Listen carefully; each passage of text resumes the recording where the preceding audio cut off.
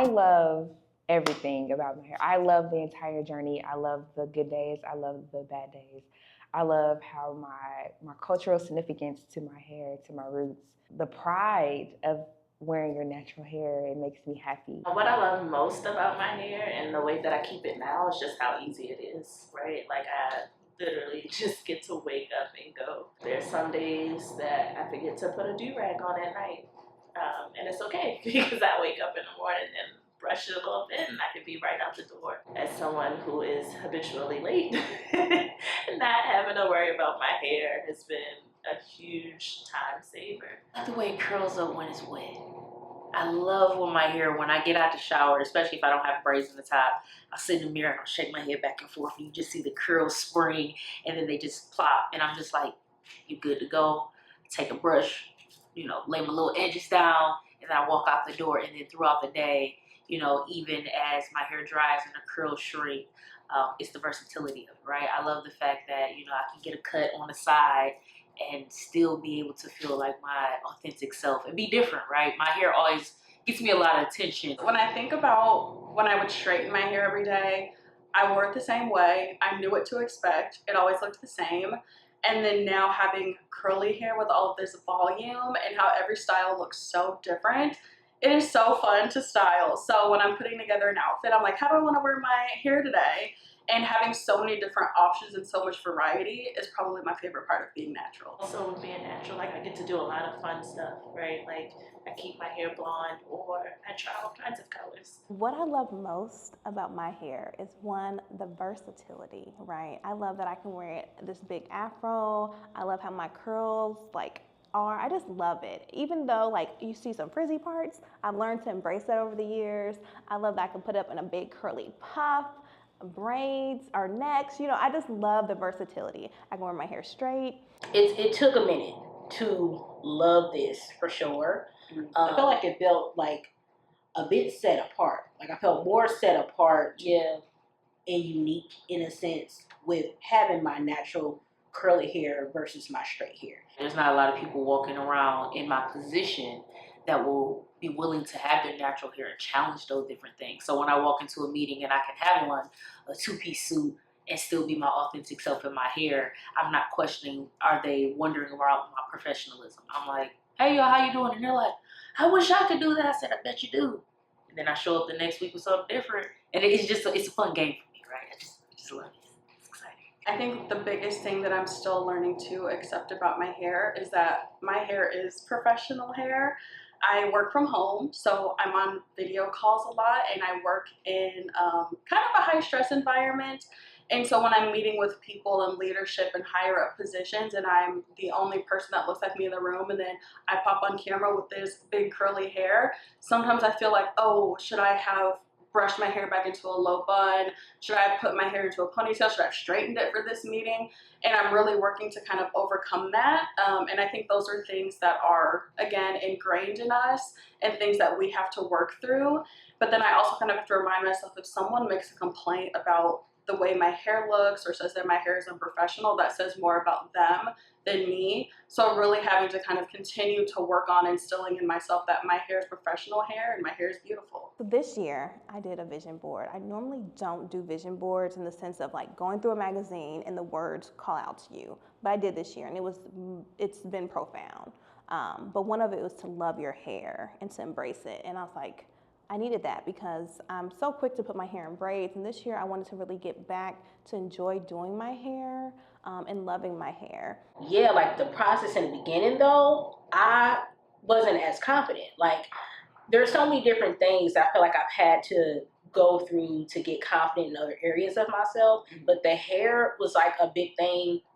I feel like especially like in our community, hair is like a big old thing, and especially if you got a lot of it, it's like a point to be able to point out, like, I got long hair. Like, you can say anything you want, but I got long hair. You know, like, that's a big qualifier. And it's crazy that that's a thing, but it is.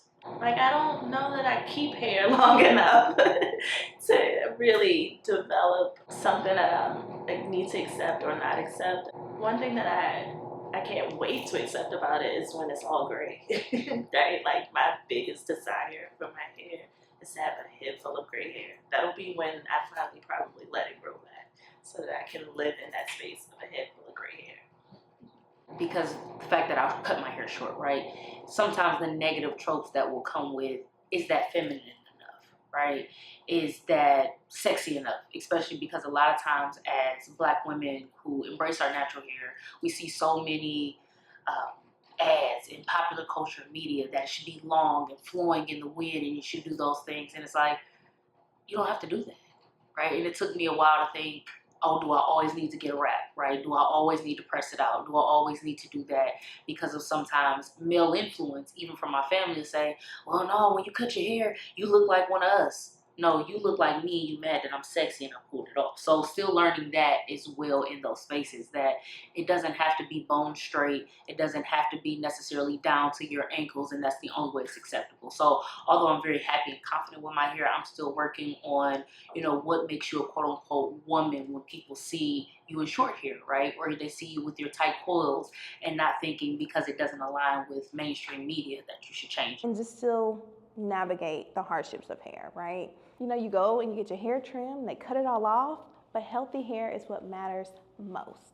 And that's what I'm trying to teach my daughter. Like, yeah, you want long hair, but you get your hair cut. It's healthy, it's gonna grow. You've gone so many years without straightening it. So Yeah. people all the time, they'll ask us, it's like, you don't want to see it straight? You, like, do you think you'll ever straighten it again? I'm like, are y'all gonna be okay? You gonna be all right? Like, you sound a little bit devastated. I'm like, I'm cool, I'm good. I was told that I had difficult hair, that it was unmanageable, that it was hard to style. But on the other hand, other family members were told that they had easier hair, nicer hair, softer hair.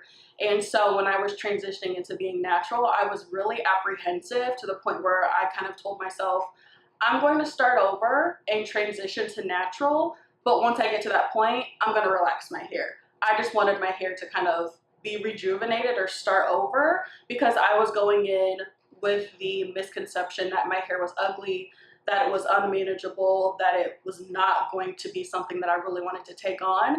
And now being on the other side of that and having to unlearn those comments that were made to me by people who care about me, and they have things they have to unlearn too. But now being on the other side of that and seeing that I love my hair. I'm still learning to have patience with my hair, even though I've been on a journey for so long. I know it's very versatile, but I guess for me, I'm still exploring what all it can do. If someone came up to me today and they're like, Starla, I wanna go natural, what advice would you have for me? I would say one is mentally prepare yourself for this journey. You're gonna have highs, you're gonna have lows, you're gonna be like, ooh, I'm loving my hair, and then what is going on with my hair, right?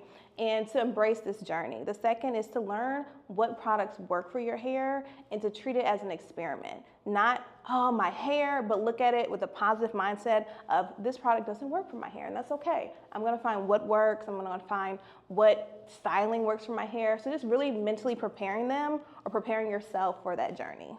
If you're considering going natural, the one main piece of advice I would give is to fully embrace the journey and don't let others define what natural is to you.